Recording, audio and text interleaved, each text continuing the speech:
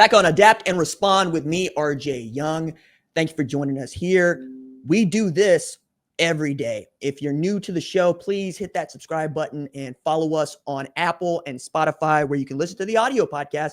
If you're doing so now, thank you. I hope you're enjoying your commute to wherever, and I hope that the sound of my voice is doing something for you, because I can't stand listening to the sound of my voice as often as people want to point it out. Like, nah, dog, I don't listen back to these. Why would I? And if you're Memphis, you probably wouldn't want to listen back to this particular segment, because we're talking about the valuation of college football teams.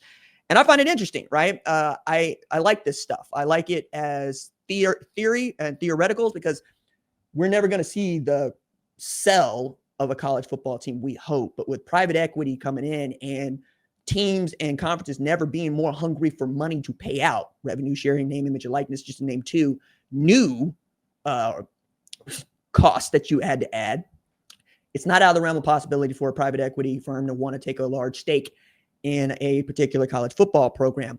But I was more interested in the methodology for which The Athletic came up with the numbers that I'm about to give to you. So I'm going to give you their methodology. Then I'm going to go through the list, and we're going to see who rates and who doesn't.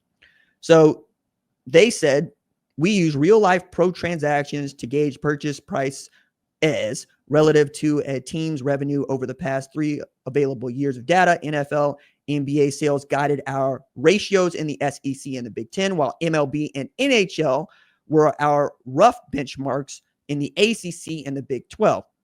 For each school in a Power 4 plus Notre Dame, we factored in everything from prestige and championships to facility renovations, population trends, and realignment scenarios. That means treating Notre Dame more like the Los Angeles Lakers and Boston College more like Kansas City Royals, the Kansas City Royals, excuse me.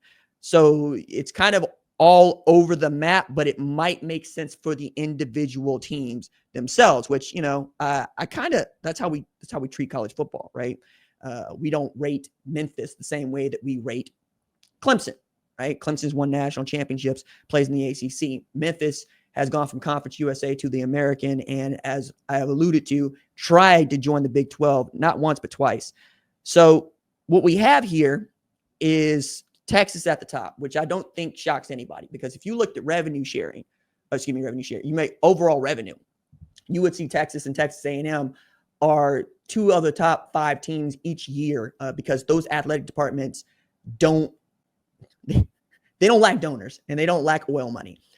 It's the closest thing that we get to the PLF being domestic as anything else in the world, right? That's how we gauge. Texas is going to be about theirs. A&M is going to be about theirs. So Texas comes in at a projected price of $2.38 billion, which is, again, an enormous number, but not as much as you might expect for, say, what they contribute. Like, if you were to try to buy the Dallas Cowboys today, I think you're looking at closer to $20 billion. I'm not being facetious about that. When you look at how much these teams are going for and how the money has gotten so big as to seem intergalactic, $2.38 billion feels like a bargain for the Texas Longhorns football team, given what you can do with all of it, right? I'm not just talking about what you could do from a merchandising standpoint, what you could do from sponsorships. What if you could put more patches on jerseys? Those sorts of things, right?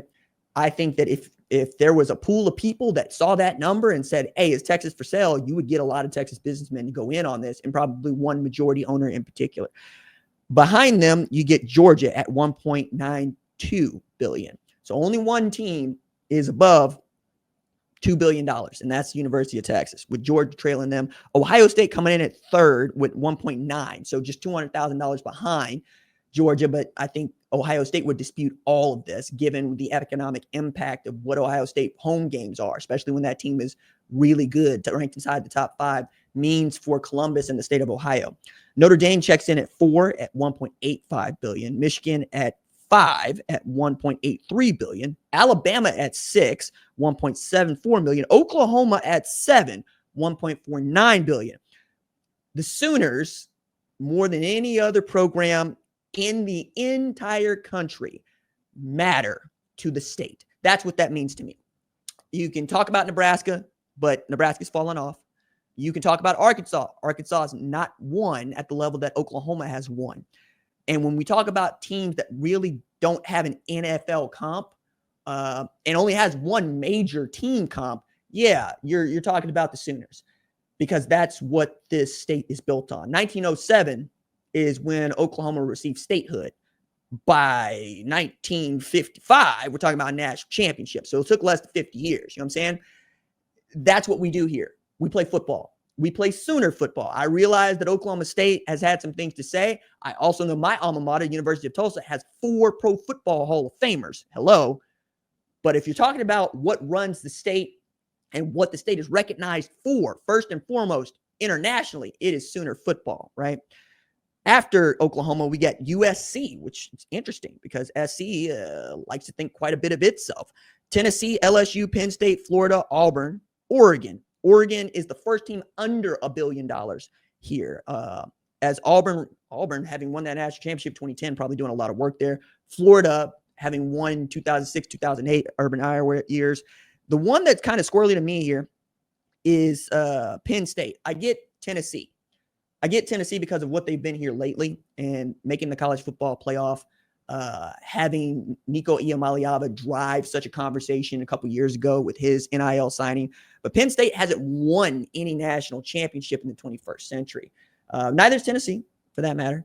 Tennessee also plays in a tougher conference, and Penn State has been operating like an independent for so long that it's still hard for Penn Staters and people that root for Big Ten teams or even college football to be like, are they really a part of the league? Yeah, they are. They are. But they also like to be known as Penn State before they want to be known as a Big Ten member, and I understand that. Whereas Auburn wants to be in the SEC, synonymous with the SEC. Same thing with Tennessee. It's the conference that is bigger than all of its teams, which I think has made it a much more attractive conference. When you still have teams in your league that want to operate like independents, which is what Oklahoma and Texas were doing toward the end of their years in the Big 12, then you're going to have a hard time. I thought, thinking about Gene Smith during the COVID year, when you had Nebraska and Scott Frost and others talking about, we'll lead the Big Ten if y'all won't let us play football. Gene Smith was steadfast going, you know that we're always going to be Big Ten members. That's not what this is about. We want to play football. Everybody wants to play football. But he stopped short of going, hey, look, we go back to the 19th century with this league, which is to say it matters to Ohio State that they are a part of the Big Ten, and it mattered more because SC, Oregon, Washington, UCLA decided to join up. I find that pretty telling. Oregon ranking ahead of A&M, I did not see coming, but A&M has been not great for some time, right? We're talking about really the biggest win that they've had is upsetting a ranked Alabama as an unranked team with Zach Calzada at quarterback. And you keep going down the list, you'll see teams that you expect to, like Washington, Nebraska, Florida State, Wisconsin, Iowa, Michigan State, Clemson, Arkansas, Miami. We can keep going all the way through here. Then we get to 25, Miami, Ole Miss, North Carolina, South Carolina, Minnesota, Utah, Texas Christian. Texas Christian, I think, edges into this thing at $523 million, the bottom, because they make the college football playoff national championship game. Then they got sunned 65-7. What is cool about this is I can make an argument for almost every program here, save perhaps North Carolina, excuse me. I can't tell you that North Carolina has been great. Playing New Year's Six bowl game, cool, great. Mac Brown years, awesome for you. Minnesota had a great 2019. Hasn't really reached that high water mark, but historically the Gophers have been a team that you have to contend with. Here in the last few years, we know about Clemson. Michigan State has made the college football playoff. Utah, one of the more steadier programs that we've seen in the last 15 years, say last year, where you could just count on them to be there at the end winning. And then South Carolina had a great last year, like with Lenore Sellers, and then the ability to beat Clemson, which is a national champ in your backyard, being the state champs. That means something to us, not just to them. I think when I look at what the average football revenue might be for some of these programs is where you also kind of get itchy, because average football revenue, according to The Athletic for Texas, is $183 million. After that, at number 2, you drop down to 147. There's a chasm here. It's also why we end up beating up on Texas so often. Texas is doing the least with the most for years. When I look at the University of Texas and I look at the money they have coming in and I look at what the state of Texas produces in high school football recruits, and remember, Oklahoma goes down there often to go get players that don't want to go to Texas. You feel like they should win a national championship every other year. Instead, they've not played for a national championship since 2009. They've had Bijan Robinson come through. Sam Ehlinger is a folk hero to some. Quinn Ewers should be a folk hero to many. Every great quarterback that has grown up in Texas had a shot to get there. I mean, from Andrew Luck to Johnny Manziel to RG3. That's 2 Heisman winners and one of the most fallible college football players of all time. They decided they wanted to go another way each time. This might be just the second time that they hit in the last 7 years on who I think their quarterback should be. Sam Ehlinger turns out to be the guy that could run Tom Herman's offense. But I think about that 2019 year where they just sold out to beat LSU and it came up short, but LSU goes undefeated and they were banged up the rest of the year. What if you manage it differently? And that's really the task with Texas. Can you manage this situation? Because you're going to miss somebody. Jalen Milroe was committed to Texas, wanted to go to Texas, told me right here on this channel, it's all I want to do, RJ. Grew up going to went to Katie Tompkins. Mike Yurcich decided that wasn't his guy. Nick Saban said, come on down. And what do you get? You get a quarterback that leads you to an SEC championship, beats Georgia, and makes the college football playoff.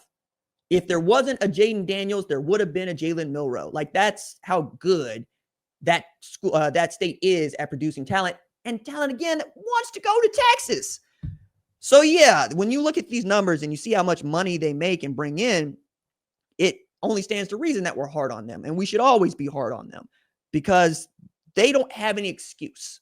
There's no reason for them to not be great every single year. Meanwhile, Oklahoma's average annual football revenue is at $135 million. Again, going from Big 8 dominance to Big 12 dominance to not dominant in the SEC probably hurt this. But if they came out firing like Texas did, probably top 5 here in the valuations. That's could go up this year if Oklahoma gets off on a good foot. Really excited about what that can mean for Brent Venables, because I like Brent Venables. I want Brent Venables to keep the job. And then there's Michigan, right, that we have to mention here, bringing in $141 million in average annual football revenue. And that's not too shabby, especially given the down years they had with Jim Harbaugh before the up years that came. Remember, they restructured that man's contract after the 2020 season, made him eat basically incentive-laden contract that I thought was much more of a slap in the face, but he was also flirting with the NFL then too. He takes that contract, he builds the program into what it is. They go win a national championship, and he says, adios. I did what I came to do. As he said at his post-victory press conference, national championship game, now I get to sit with the grown-ups at the table because his brother had won a Super Bowl, his dad won national championships. Now he gets to be one of the big boys too, which I very much enjoyed. All right, come back. I want to have this discussion about Memphis and what we learned about what the Big 12 is actually looking for and how bad Memphis desperately wants to play for national championships.